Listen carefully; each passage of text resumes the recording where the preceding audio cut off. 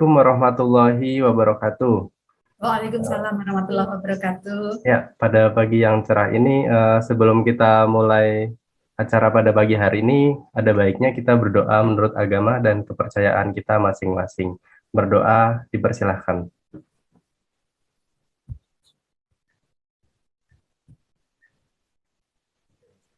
Cukup, ya, amin.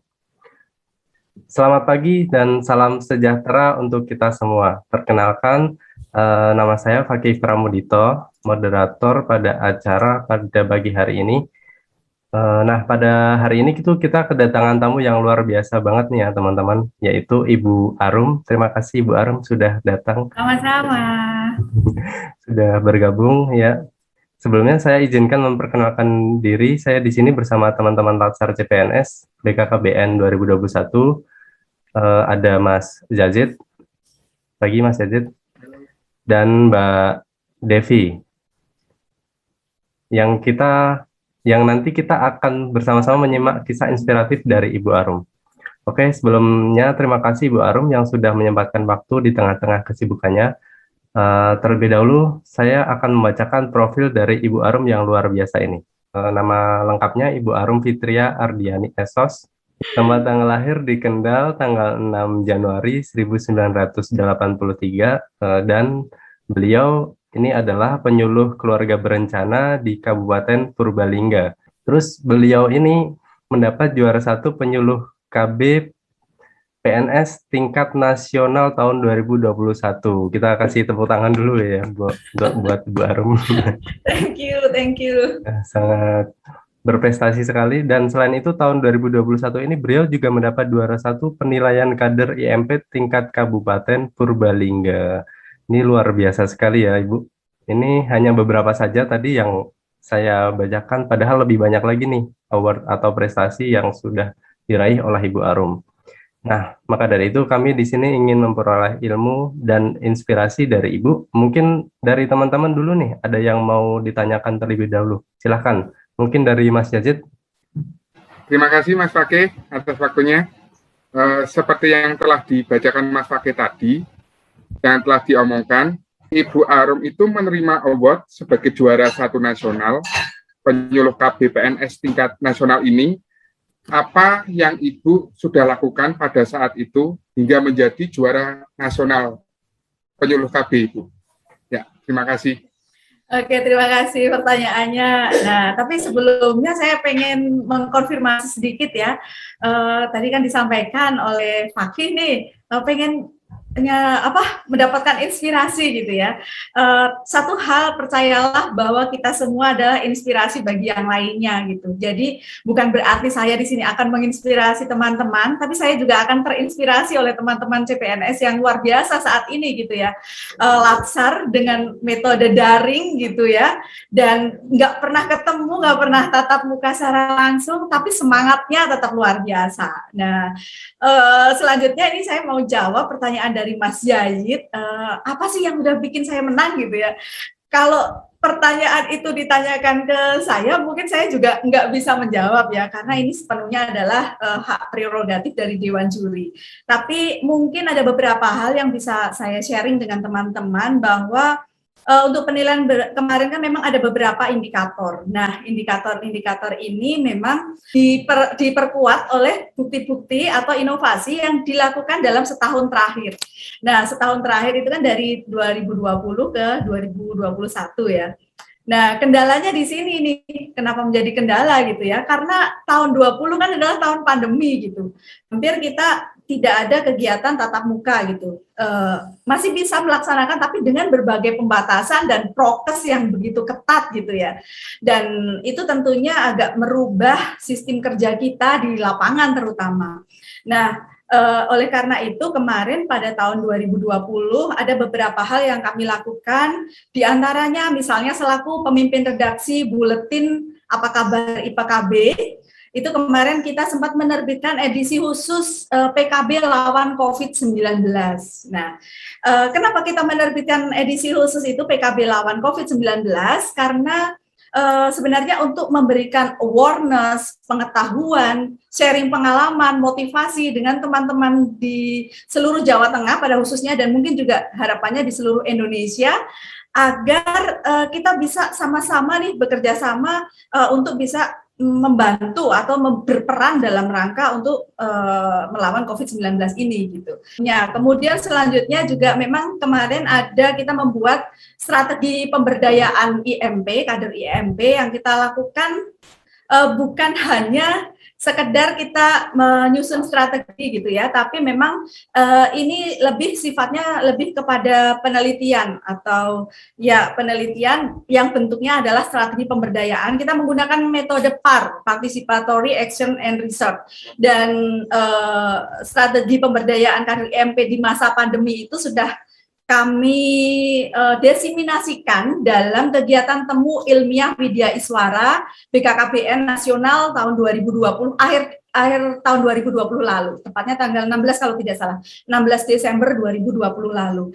Nah, karena kegiatan strategi pemberdayaan IMP di masa pandemi itu tidak hanya kita sekedar melakukan gitu ya, tapi memang strategi itu kita tulis juga dan kita diseminasikan dalam sebuah forum ilmiah. Kemudian juga sebentar lagi insya Allah akan terbit proceedingnya gitu, buku proceedingnya. Jadi itu mungkin menjadi nilai tambah di masa kegiatan di masa pandemi gitu, karena memang poin penilaiannya adalah pada 1 tahun terakhir gitu, dan setahun terakhir kemarin di masa pandemi memang banyak kegiatan yang kita inisiasi bersama teman-teman. Selain buletin itu juga kita menginisiasi untuk waktu itu membuat kegiatan webinar gitu, seminar melalui daring yang pada waktu itu masih jarang nih, tapi kita termasuk yang ikut memulai kegiatan itu bersama dengan teman-teman IPKB Purbalingga dan menggandeng salah satu universitas di sini. Kemudian ternyata kegiatan itu juga menarik sehingga pesertanya itu melebihi target gitu, bahkan yang tadinya target kita hanya teman-teman di Jawa Tengah, ternyata yang berminat untuk ikut teman-teman dari seluruh Indonesia. Ya mungkin itu beberapa hal atau beberapa poin yang kemudian menjadi pembeda gitu dengan antara saya dengan beberapa rekan yang lain. Tapi bukan berarti bahwa itu menjadi hal tunggal nih, bahwa saya lebih dari yang lain, bukan. Hanya memang ada beberapa hal yang mungkin sedikit berbeda atau inovatif seperti itu. Selain itu juga sesuatu yang berbeda lagi, kemarin kan waktu penilaian itu diminta untuk mengirimkan video testimoni atau video dukungan dari kepala daerah masing-masing. Nah, kebetulan alhamdulillah gitu kemarin Jawa Tengah memang berhasil mendapatkan dukungan langsung dari Ibu Ketua Tim Penggerak PKK Provinsi Jawa Tengah, yaitu Ibu Ganjar Pranowo, Ibu Atikoh Ganjar Pranowo, yang bahkan tanpa kita minta gitu ya, beliau dengan kerelaan hati sendiri membuat testimoni di Instagram beliau gitu. Saya juga kaget gitu, wah beliau ternyata demikian baik sekali merespon program Bangga Kencana sehingga memberikan dukungan penuh kepada penyuluh KB-nya yang akan mengikuti lomba di tingkat nasional. Nah itu mungkin ada beberapa hal yang bisa diceritakan Mas Yayid. Jangan di-mute Mas Yayid, itu masih di-mute sayang. Yes. Komplit sekali Bu. Mantap sekali ya. Sangat bisa jadi motivasi kami juga yang baru-baru kayak gitu Ibu. Terus mau tanya lagi nih soal buletin itu diterbitkannya di mana gitu nggih?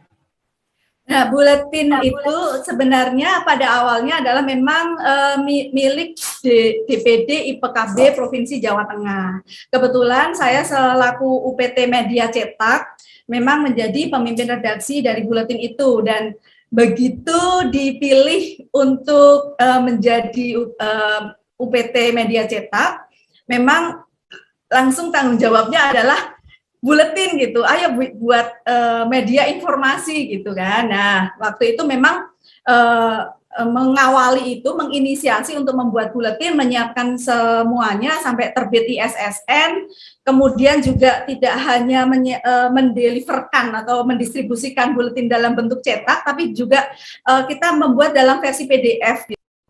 Oke. Terima kasih Ibu atas jawabannya. Wah, komplit banget. Oke, monggo Mas Fakih dilanjut Ya, lagi. baik. Lanjut, kalau dari Mbak Devi mungkin ada tanggapan yang mengenai pengalamannya Ibu Arum tadi. Iya, Ibu.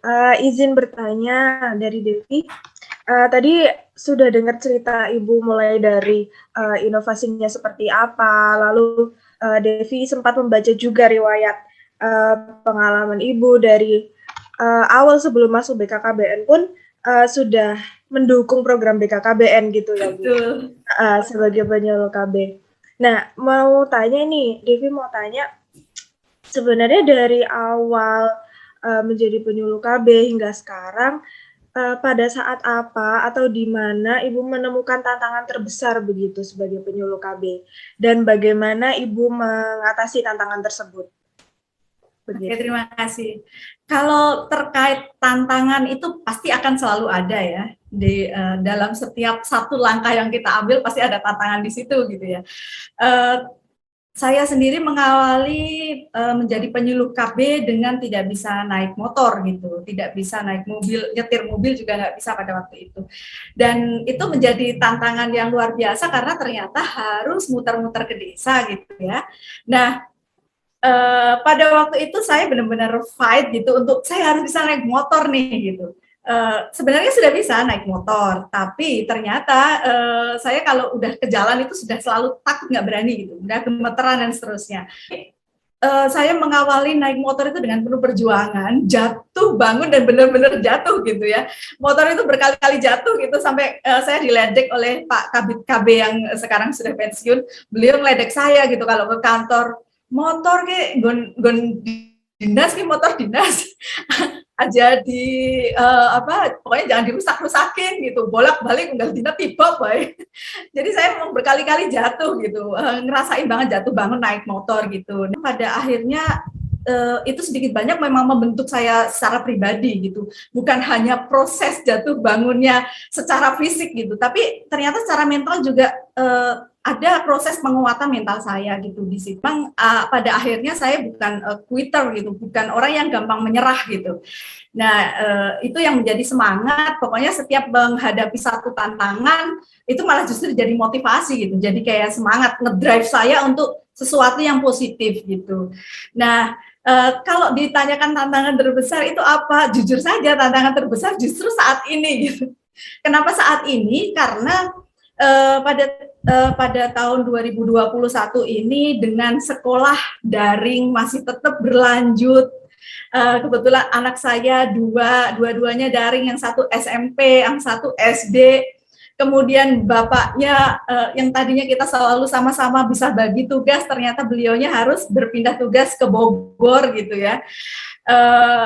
Belum lagi ditambah dengan beberapa tanggung jawab yang agak sedikit berbeda gitu pada tahun ini, yang harus dengan kita harus jadi fast listener gitu dan fast action gitu, maksudnya kita harus belajar dengan cepat, bereaksi dengan cepat dengan berbagai tugas yang ada gitu, selaku ASN, saya selaku penyuluh KB gitu.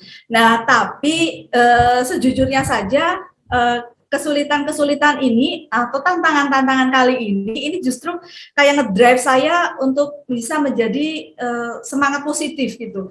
Kayak semacam bahwa ini kalau tidak dilakukan, kita tidak akan membuat perubahan apa-apa. Kita akan jalan di tempat, sedangkan kita tidak tahu nih pandemi akan berakhirnya kapan gitu. Karena PPKM juga diperpanjang lagi gitu ya. Sampai Pak Ganjar Pranowo pun, Gubernur Jawa Tengah itu dengan bercanda dia bilang, aduh kopinya pahit gitu ya. Rasa PPKM level 4 kata beliau seperti itu. Karena memang kita berada di era yang memang banyak kesulitan gitu. Pada akhirnya kita yang tadinya bisa lebih mudah untuk melakukan kegiatan di lapangan gitu, untuk bertemu dengan kader langsung, berinteraksi secara langsung, kali ini apa-apa lebih banyak dilakukan secara daring.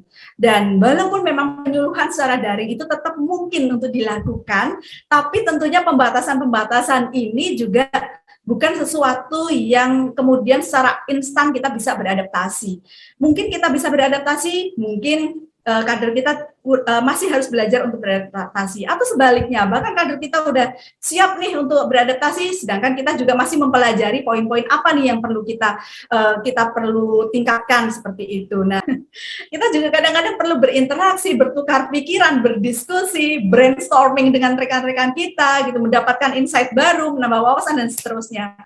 Nah, hal-hal ini adalah menjadi tantangan terbesar buat saya, dan sejauh ini yang saya lakukan selalu saya satu prinsip, yaitu bahwa kita harus fokus pada solusi apa yang bisa kita lakukan, bukan pada masalahnya gitu. Karena kalau kita hanya fokus pada masalahnya terus, kita sendiri juga tidak bisa menghandle ini masalah akan selesai kapan gitu ya, apalagi terkait dengan pandemi gitu. Baik, terima kasih Bu, sangat menginspirasi sekali, dan dari poin tersebut Devi dapat motivasi nih, semakin banyak tantangan malah semakin menjadikan kita lebih kuat begitu ya. Nih yang terakhir dari saya nih Bu, pertanyaan yang terakhir. Wejangan apa nih yang ingin Ibu sampaikan untuk ASN BKKBN agar bisa mengikuti jejak-jejak Ibu yang sangat berprestasi ini? Terima kasih. Tapi sekali lagi ya, ini sebelum dijawab kayaknya perlu konfirmasi dulu nih. Satu hal, kita tidak, bahwa menjadikan seseorang role model itu bagus, tapi tidak sepenuhnya kita perlu kok untuk mengikuti jejak gitu. Apalagi kita bisa berjalan beriringan di sini gitu. Bagi saya yang pertama adalah jangan takut untuk berbeda gitu, karena ketika kita berbicara tentang perubahan, tentang inovasi, kita otomatis akan menjadi orang yang berbeda. Kita menjadi orang yang tidak sama dengan yang lain, dan kita mungkin juga berpotensi untuk tidak sependapat atau tidak sepakat dengan yang lain gitu. Nah, di sini ada perbedaan, ada tantangan, ada perubahan dan lain sebagainya. Kita tetap sikapi dengan positif gitu, dan energi yang keluar juga harus energi yang positif. Apapun yang kita hadapi, jadikan itu sebagai drive yang memotivasi kita untuk menjadi sesuatu yang lebih baik. Pokoknya berencana itu keren. Rencanakan segala sesuatunya. Kalau saya tadi malam nih bikin status nih, kayaknya kalau tipe-tipe kayak saya ini perlu rencananya tuh nggak sekedar bikin rencana gitu ya, tapi rencana from A to Z gitu ya. Jadi benar-benar rencana yang punya lapis-lapis kedua gitu. Tapi apapun itu, jadilah inspirasi untuk diri kita sendiri. Setiap saat kita menjadi lebih termotivasi untuk melakukan segala sesuatunya lebih baik, bukan untuk lebih baik di mata orang lain, tapi kita perlu fokus dengan hal-hal yang memang menjadi target kita pribadi gitu. Target kita pribadi, ketika kita ngomongin target pribadi, apakah itu nanti tidak jadi egois? Tidak dong. Karena target kita pribadi itu tidak harus menyangkut kepentingan kita pribadi. Tapi kadang kita juga perlu untuk membuat target-target yang sifatnya mungkin lebih luas, atau mungkin sifatnya lebih bermanfaat, memberikan kemanfaatan bagi yang lain, dan itu menjadi target atau sesuatu yang memang drive kita untuk memberikan motivasi, semangat, energi kita di situ gitu. Thank you. Oke, baik. Baiklah, sekian sesi talk show pada pagi hari ini bersama Ibu Arum. Semoga apa yang tadi Ibu sampaikan dapat menjadi motivasi untuk teman-teman ketika nanti menjalankan amanat sebagai pegawai negeri sipil. Terus mohon maaf apabila ada salah-salah kata dan yang kurang berkenan. Selamat pagi, wassalamualaikum warahmatullahi wabarakatuh.